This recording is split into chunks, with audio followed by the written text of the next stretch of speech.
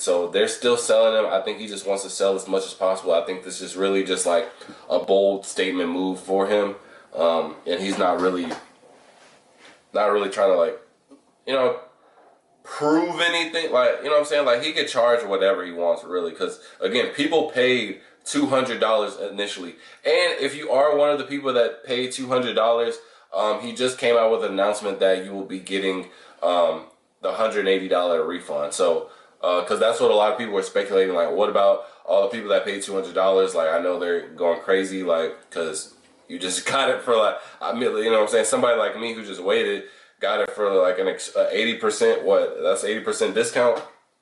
So yeah, everybody who paid $200, they're getting refunded, and everybody, I think they'll ship out all at the same time. It said on my order, it said 4 weeks to ship, so everybody should be expecting it sometime in March.